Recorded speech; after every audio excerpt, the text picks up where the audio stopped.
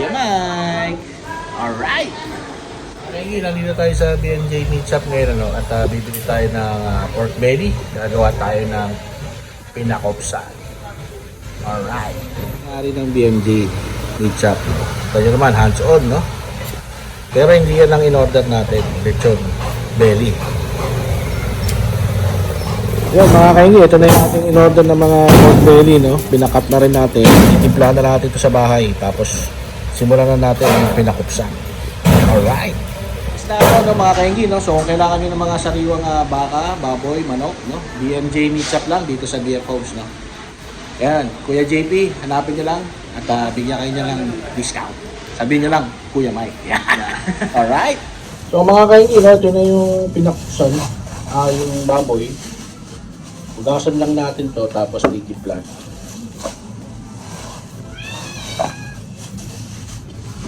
So kung makita nyo, ganyan kalalaki yung hiwa, no? Ayan, no? Pero liliit pa po yan, no? Hugasan ko lang. Mga kaingi, after natin hugasan, nilagyan natin ng salt, pepper, tsaka Spanish paprika, no? Ngayon, hahaluin na po natin to para mag-incorporate na yung lasa. Okay. Yan mga kaingi, so na timplahan na po natin, no? At nagpapainit na tayo ng wok, no? Yan, no, mga kaingi, no? So bubuhos lang po natin yan, walang mantika po yan, no? Yan. Okay, so mga kaingi, no? Ang pinakupsan ay parang litong kawali lang po ito, no? Pero hindi tayo gumagamit ng mantika. Bagkus ay lulutuin lahat ng ating sa sarili ng mantika. Alright. So yan mga kaingi, no? So hintay lang natin siya magtubig, no? After niya magtubig, magmamantika na po yan, no? Alright. Yan mga kaingi, no? So nagtutubig na siya. Haluin lang natin ito ulit, no? Para ibantay, no? So medium fire ko na para hindi siya masunog, no? Alright. So mga kaingi, nahalo na natin, no? Lumalabas na rin yung kanyang mantika. Maya maya ay makikita natin yung resulta niya, no? Pag nakita nyo malalaki pa yan, mamaya magliliitan pa yan. Alright. Yun mga kaigil, so once in a while hahaluin po natin yan, no? Ayan, no? Ito nyo naman po yung kulay, gumaganda na.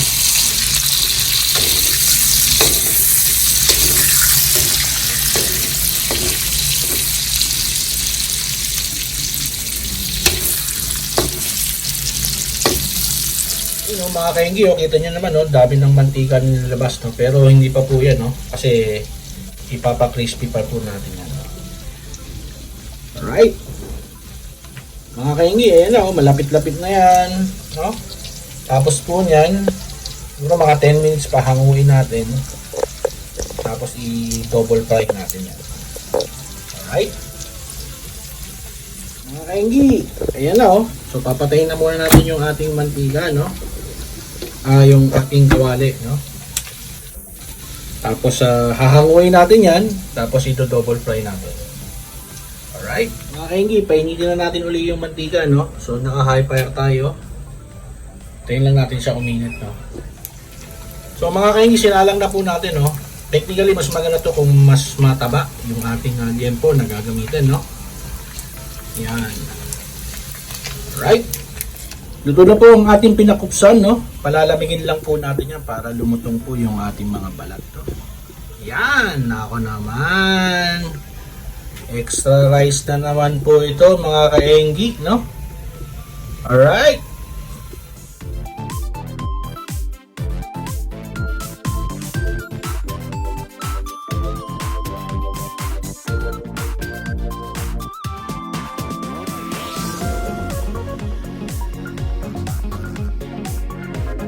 Yun mga kainggi, no? So pinalalambot lang natin, pinalalamig pala yung ating pinakupsan, no?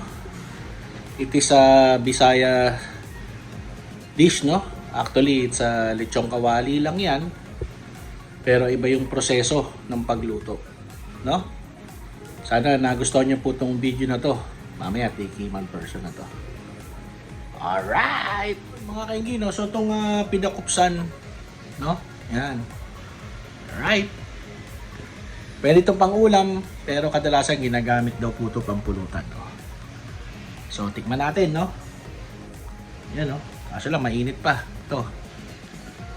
So, ito na po yung ating pinakupsan, no? Ayan, no? Malaki yan kanina, pero ngayon maliit na. Ganyan po yan, no? Kasi talagang niluluto natin siya sa sarili niyang mantika, no? Alright? So, tikimin portion na, no? Sana marinig nyo.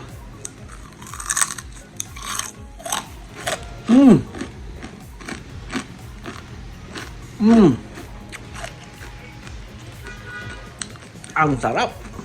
Lalo na pag pinagpaguran mo. Alright. So mga kaingi, ano pa hinihintay nyo, no? Kung nagustuhan nyo tong video na to or if you find it entertaining, please consider subscribing.